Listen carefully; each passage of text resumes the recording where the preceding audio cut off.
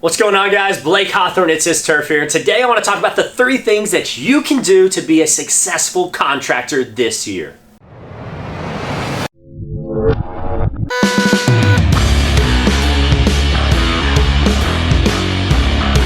And what they are in basic principles is show up, do what you say you're going to do, and do it for the price that you say you're going to do it for. But sometimes I know that is easier said than done. And so I want to go through these step by step and show you what we do practically every single day to make sure that we stand by those 3 principles. All right, guys, so the first thing is showing up. Say what?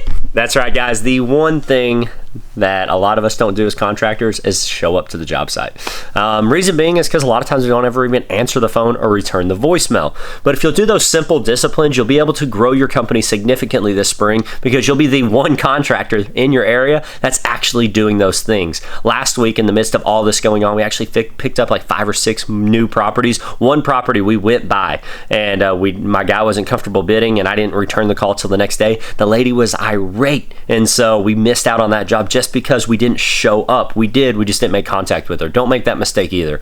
But guys, the other thing is if you don't have the time or energy to go out and to look at these properties because you're already maxed out, then I want to encourage you to start to bid these properties sight unseen. That's going to mean knowing your price per 100 or per 1,000 square foot. And then it's going to be having resources like Find Lot Size, ACT Data Scout if you're in the Central Arkansas area, maybe it's Google Earth, but being able to measure properties, place a price on them, give a customer a ballpark estimate, and if that's all seems really scary to you, head over to the playbook. I walk you through it step by step. Use his 10. You get a 10% discount. But guys, let's jump back into this video. And just guys, I know it sounds simple, and it is. This is common sense. Then why aren't you doing it? Let's check it out.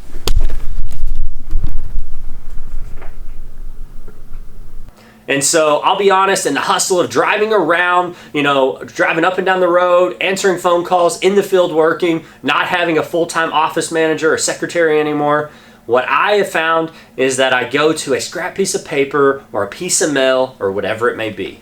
And then what happens is once that is actually written down on there, I don't always go back and get that appointment scheduled. So some things that we have started implementing is that me and my supervisor, we actually send each other text messages anytime a new client schedules. And then what we'll do is we'll put all their basic information that we need to put into QuickBooks on there, and then we put the date of the estimate. Immediately after that text message is sent is we go into our Google Calendar and we schedule an appointment for that customer. We typically set it an hour before that appointment is supposed to happen. And guys, just by doing these 2 simple things, we have eliminated a lot of the loose ends that were allowing new customers or even existing customers and their appointments to kind of slip through the cracks. But the next thing is doing what we say we're going to do. So this industry and a lot of the contracting industry has a very bad taste in a lot of customers' mouths. And the reason is because contractors don't typically do what they say they're going to do.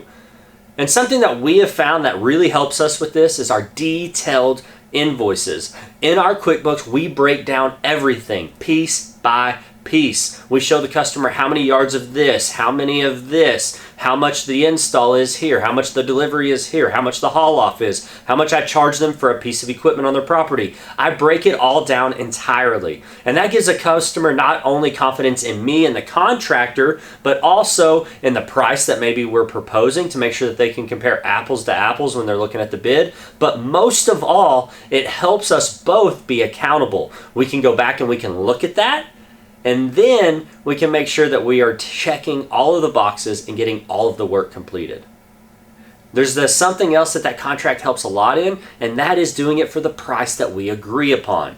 So don't get me wrong, there's a lot of work change orders. That's not what I'm talking about. Make sure that you have a clause and a work change order in place so that whenever a customer does a request an additional service outside of the contract, they go ahead and sign something and they pay you up front for that service, not at the back end of the job.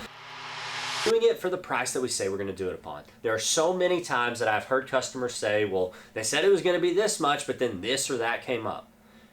A simple line of communication always helps me with the customer. I tell them if I run into anything that is not on this piece of paper, I will call you. And if I don't run into anything, your final payment is exactly what is on this contract. And so that is what we go by. But if anything happens, anything out of the ordinary, I simply call a customer and I say, hey, I just wanted to let you know we ran into this. It is going to affect the price of the project. It's this much, or maybe I don't know yet. Give me just a few hours. I'll figure out how we can, solve this, issue, and then I will give you a price for that. And the customers are very understanding. By communicating with them immediately upon figuring out some of those things, they really appreciate that line of communication. And then also what really helps that is along the phases of the project, I like to take some pictures if the customer's not there and constantly be sending it to the customer so that they can see the progress of the project and have confidence in me as a contractor that I'm showing up, that I didn't just take their money and disappear, that I'm not job hopping from job to job, because believe me, that's something we used to do when we were undermanned and overbooked. And so guys, those simple things right there are going to help you in being a good contractor. And this is going to help you be able to grow your company. I know with everything that's going on today, the coronavirus and everybody cutting back and jobs getting terminated and all of that, that it should be affecting a lot of businesses. And it is affecting a lot of businesses. We are very fortunate that it is not affecting us, that we're actually continuing to grow and to thrive. And I think a lot of the companies that stand firm on these principles, that's going to happen with. And so if you're struggling with that, I just encourage you to kind of step out of the box, give these customers a breath of fresh air and just come in and start presenting yourself in a more professional manner and just give these customers the confidence in you by standing firm in those three principles. Thank you so much, guys, for taking the time to watch this video. In our next video, we'll be talking about how we're going to do an additional $200,000 to $300,000 plus this year in general or subcontracting. And so be sure and check it out. We're going to get into the nitty gritty of it. I'm going to show you step by step how we kind of do that, how we structure all of that. So if you're interested in getting into it, make sure you check out the next video. After it posts, I'll leave a link in this video in case you're watching it later on so you can get over to it. But guys, please like, subscribe. I love the support. I'm so thankful for this community, and I really want to help you be the best contractor that you can be and service provider that you can be this year. So guys, God bless. Be Christ's hands and feet. Be a breath of fresh air, and go out and just love his people.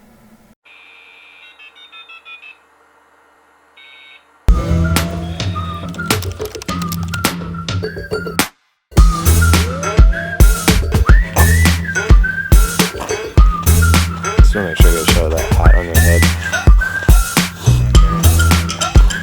Maybe a 916. Closer. Pause. You stop, you come forward. Take a step back.